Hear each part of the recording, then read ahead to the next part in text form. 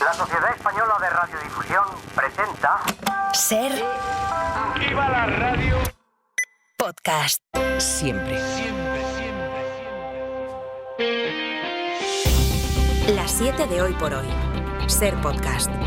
Hola, muy buenos días. La primera persona que dimite por el fraude que reconoció el novio de Isabel Díaz Ayuso y por la filtración del correo electrónico de su abogado ha resultado ser el secretario general de los socialistas madrileños, Juan Lobato. Se marcha un día después de haberse negado a hacerlo. Se marcha en medio de la presión de su propio partido, que empieza mañana su Congreso Federal en Sevilla y que lo empuja a irse después de que se conociera que Lobato registró ante notario la conversación que tuvo por WhatsApp con su compañera del partido, Pilar Sánchez Acera, que le hablaba desde la Moncloa de ese correo en el que la pareja de Díaz Ayuso reconocía esos delitos fiscales. Juan Lobato salió a decir que no se iría y luego, al día siguiente, ayer, envió un comunicado tomando la decisión contraria. José Luis Astreola. Hola, buenos días. Alega Lobato que se va para poner freno a una situación de enfrentamiento en el PSOE de Madrid. En su despedida deja varios recados a Ferraz. Escribe en su nota: sin duda, mi forma de hacer política no es igual ni quizás sea compatible con la que tiene una mayoría de la dirigencia actual de mi partido. No pasa nada, lo asumo democráticamente. Pero, añade,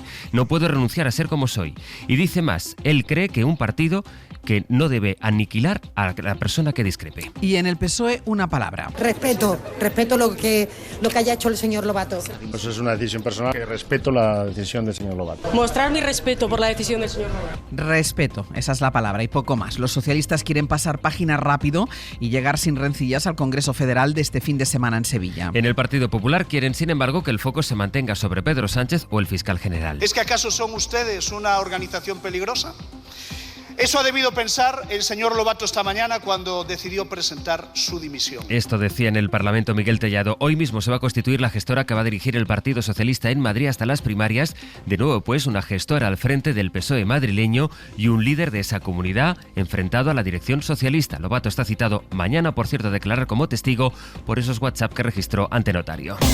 Primero llegó la dimisión de Lobato y luego el PSOE supo que una jueza de Badajoz citaba como imputado al hermano de Pedro Sánchez en la investigación que busca esclarecer si la Diputación de esa provincia creó una plaza a su medida en 2017. Un contrato por el que también está imputado el secretario general del PSOE extremeño. Esta investigación parte de una denuncia de manos limpias que un informe de la UCO ha desmontado en parte, porque no encuentra indicios de enriquecimiento ilícito ni tampoco un incremento patrimonial millonario, porque el sindicato Ultra se equivocó sumando. Y luego está que la plaza se creó en octubre de 2016, apenas 2 semanas después de que Sánchez dimitiera en el Comité Federal y de que el partido le diera la espalda. El abogado del hermano de Sánchez estuvo anoche en Hora 25. Se observa objetivamente que gran parte de las acusaciones han desaparecido, por no decir que la totalidad, pero siempre ese sabor agridulce porque verdaderamente leyendo el auto uno se pregunta cuántos meses de sufrimiento se podían haber ahorrado a determinadas personas como consecuencia, insisto, de una denuncia que no tuvo que ser admitida a trámite.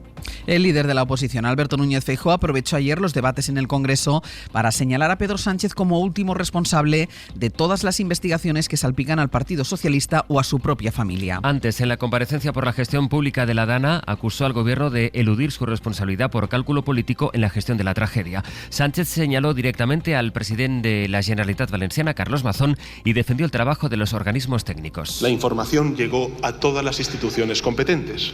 Cosa distinta es qué hicieron esas instituciones con esa información. En ese momento solo hizo cálculo político. Ni siquiera actuó con el instinto natural y humano esperable ante semejante tragedia. Su responsabilidad es exigir la dimisión y hacer realidad la destitución del señor Mazón. Hubiese declarado la emergencia nacional. No habría esperado a que me pidiesen ayuda. Ha defendido la gestión del señor Mazón y al mismo tiempo me pide a mí que declare la emergencia nacional y que lo aparte. Carlos Mazón se defendió ayer diciendo que su administración trabaja a destajo y que Sánchez echó balones fuera sin hacer autocrítica. Radio Valencia, Natalens, buen día. Buen día. Carlos Mazón se sorprende de que Sánchez diga que lo ha hecho todo bien, que no admita ningún tipo de error en la gestión y eche la culpa a los demás. Y a continuación admita que hay que repensar el sistema. El jefe del Ejecutivo también critica que se vendan como ayudas lo que son créditos a devolver. Es sorprendente que no se haya asumido ningún fallo, que no se haga ningún tipo de autocrítica y que solamente se hayan dedicado a echar la culpa para los demás, ¿no? Y es sorprendente que se hayan anunciado ayudas cuando todos sabemos que parte de las ayudas son préstamos a devolver con intereses. Entonces, más que el que si quieren algo que lo pidan, es si quieren algo que lo paguen y que lo devuelvan con intereses. Respecto a la reconstrucción, Mazón afirma que se ha hecho mucho, todavía no se ha terminado esta ingente labor, la Generalitat está pagando las ayudas y ha autorizado créditos de emergencia por encima de los 170 millones. El Consejo de Ministros ha aprobado hoy un nuevo paquete de ayudas y medidas para los afectados por la Dana. Es jueves, es 28 de noviembre. Hoy por hoy noticias. Ser Podcast. La encrucijada del PP español en Europa contra Teresa Rivera, a la que quisieron responsabilizar de toda la gestión de la Dana para desviar el foco de Mazón, terminó ayer en Estrasburgo, en el Parlamento Europeo, que aprobó con una mayoría ajustada la nueva comisión de Ursula von der Leyen. Los populares españoles votaron en contra de todo el colegio de comisarios, descolgándose de su propio grupo. Isabel Fernández Pedrote, buenos días. Hola Ángels, buenos días. La eurodiputada popular de los Montserrat centró sus argumentos en ella, en Teresa Rivera. Rivera llega a Bruselas con demasiadas cuentas pendientes en España y muy poco crédito en Europa. Ustedes saben que nos duele España. Nos mantenemos firmes, la delegación española del Partido Popular, diciendo sí a la Comisión y no a Teresa Rivera. Votaron así en contra del nuevo gobierno de una presidenta que es del Partido Popular y de otros 14 comisarios que también pertenecen a su grupo. Su relato contrasta con la presentación que hizo la propia von der Leyen sobre Rivera. We will have Teresa Rivera. De ella dijo que estaba preparada para garantizar una competitividad moderna, defendió que era verdadera y devota europea y que trabajarían siempre juntas por el interés de Europa. Rivera se defendió ayer diciendo que el PP español ha quedado retratado. Lo que han hecho, eso sí, es dejar claro que quedan solos junto con algunos de los grupos de ultraderecha de este Parlamento. Con las compras navideñas a la vuelta de la esquina, hoy la previsión económica está en el dato adelantado del IPC del mes de noviembre. A las 9 de la mañana sabremos si se vuelve a encarecer el precio de la vida, que después de meses a la baja repuntó el mes pasado por la subida del IVA en los alimentos básicos. Jordi Fábrega. Si en octubre la inflación subió por primera vez en 5 meses, los economistas prevén que en noviembre ocurra algo parecido y que los precios suban ligeramente, en parte por el efecto escalón, porque en la recta final del año pasado algunos precios empezaron a moderarse. A esto se suma que los alimentos básicos tienen el IVA más alto que hace un año, pero estas subidas mantienen de momento la inflación en el entorno del 2%, que es el umbral de estabilidad de precios que se considera apropiado. Y la percepción también del Banco Central Europeo es que la inflación está en niveles adecuados, decía Luis de Guindos hace unos días. Nuestra percepción de la evolución de la inflación es que va a ir convergiendo de forma clara y estable hacia la definición de estabilidad de precios, que es el 2%. El dato que publicará el INE este jueves es importante además porque determina la cuantía de la subida de las pensiones contributivas para el próximo año, una subida que será del 2,8% muy probablemente, aunque depende del dato definitivo del IPC de noviembre.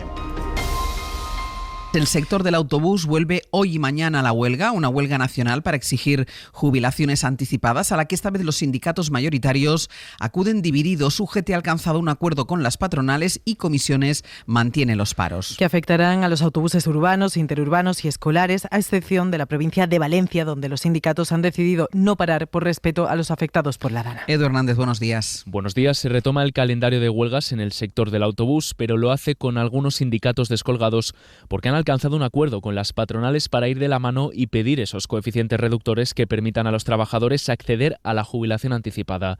Hay discrepancias en esos acuerdos firmados entre UGT y el Sindicato Libre de Transporte, con las patronales, Confebus, ATUC y ANETRA, porque Comisiones Obreras y CGT sí que van a seguir con la huelga. Ambos sindicatos, junto con Direbus, otra de las organizaciones empresariales, consideran que esto no resuelve nada y que no tiene una fecha fija para presentar la propuesta para la jubilación anticipada. Además de, dicen, excluir a algunas empresas de transporte. Con esto reanuda una huelga que pretende seguir durante mañana y los días 5, 9 y 23 de diciembre, fecha a partir de la cual pasaría a ser indefinida si no se llega a un acuerdo. El primer ministro israelí Benjamin Netanyahu anuncia que va a recurrir la orden de arresto de la Corte Penal Internacional contra él y su exministro de Defensa. No solo va a recurrir, sino que ha insistido en que no reconoce la autoridad del tribunal ni sus órdenes de detención. Victoria García.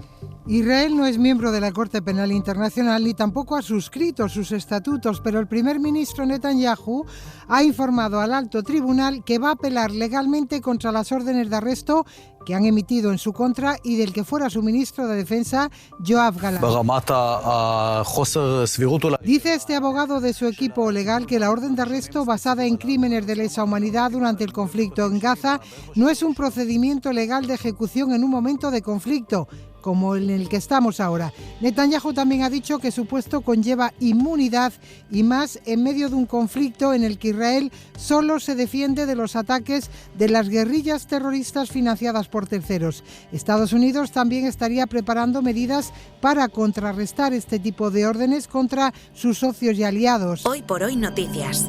Ser Podcast. Casi la mitad de los españoles considera que podrían conseguir cocaína fácilmente, concretamente en menos de 24 horas. Según el último Eurobarómetro sobre drogas, en el resto de Europa lo encuentran más complicado. Marina Fernández. Esa percepción, esa facilidad subjetiva para conseguir cocaína es 11 puntos superior en España que en la media de los países europeos, donde son el 31% de los ciudadanos los que creen que conseguirían la droga en solo un día. El dato es llamativo también si lo comparamos con la última encuesta sobre consumo de drogas ilegales del Ministerio de Sanidad, correspondiente al 2022. Son el 2,3% los españoles que reconocen haber consumido cocaína a lo largo de este año, frente al 42% que creen que conseguirían la droga bastante o muy fácilmente. Sí coinciden prácticamente el porcentaje de españoles con la media de europeos que están de acuerdo en legalizar el cannabis para uso recreativo, el 55 y el 53% respectivamente, es decir, más de la mitad de los encuestados.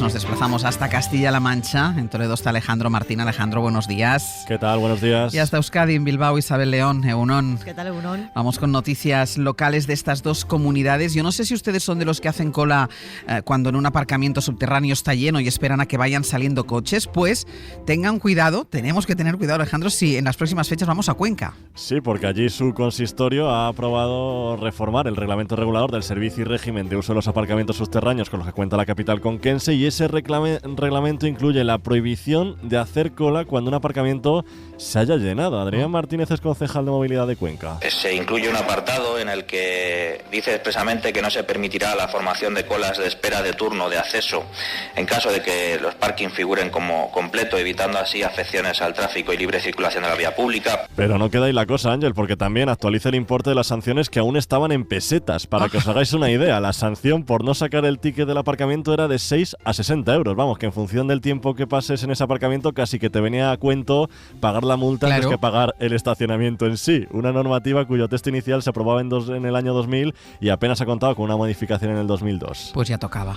¿Qué pasa, Isabel, con el Obispado de Vitoria y el cine? Bueno, pues todo empezó cuando las autoridades de la ciudad fueron a visitar el rodaje del Sacamantecas, una película en la que participan Antonio de la Torre y Patricia López Arnaiz, película que cuenta la historia de Juan Díaz de Garayo, el Sacamantecas, asesino en serie que cometió sus crímenes en Vitoria. Pues bien, en el rodaje la alcaldesa se entera de que el obispado no deja rodar dentro de la Catedral de Santa María, que es la principal joya turística de la ciudad. Me resulta absolutamente lamentable y es contraria a nuestra estrategia, que como sabéis se basa en atraer rodajes y dar a conocer nuestra ciudad. Yo muestro mi enfado, y mi desacuerdo. Comparece el vicario general de la diócesis de Vitoria, Carlos García Ayata, que dice que solo darán permisos si se respeta el espacio de culto y que quieren ver antes al detalle los diálogos y el guión. Que no haya actividades que sean contrarias a los lugares de culto, ¿no? Pues que se ridiculice, por ejemplo, una celebración, que se ridiculice a la iglesia, que luego haya un buen uso del espacio sagrado, ¿no? Como os podéis imaginar, se ha liado, claro. Y suma y sigue. Por lo pronto, la productora se va a reunir con el obispado la semana que viene. Imagínense que van paseando por el centro de su municipio y se encuentran con una pitón real. Bueno, pues esto, Alejandro, ha pasado en Daimiel, en Ciudad Real. Sí, ha pasado en una calle céntrica de esta población ciudadraleña una presencia de este animal que alertaron varios vecinos a la Guardia Civil. Imagínense, el Seprona se tuvo que personar y capturó a esta pitón real con seguridad. La pitón real está incluida en el convenio sobre el comercio internacional de especies amenazadas de fauna y flora silvestres, que regula su comercio para prevenir que los ejemplares corran riesgo en su supervivencia. Pues alguien se ha quedado sin pitón, alguien que estaba cometiendo además un delito. Hasta luego, chicos. Hasta luego. Adiós. Y vamos ya con nuestra recomendación cultural para empezar el día. Hoy Raquel García nos propone un libro, la lectura de un libro de ilustraciones. 30 segundos en Gaza es el título del álbum ilustrado por el artista gazatí Mohamed Sabane que la Fundación Al-Fanar acaba de publicar en España. 30 segundos es la duración de los vídeos que los gazatíes suben a las redes para documentar la masacre que sufren y que en muchas ocasiones son borrados por esas mismas redes sociales. El principio del proyecto fue una reacción natural para cualquier artista al ver esta brutalidad que ocurrió en la Franja de Gaza y que sigue ocurriendo hoy en día.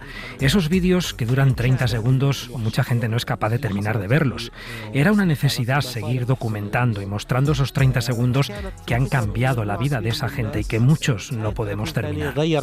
Son dibujos hechos a mano con tinta china que no se pueden borrar. Es una forma de dar permanencia, nos contaba el artista, a una barbarie que no puede olvidarse.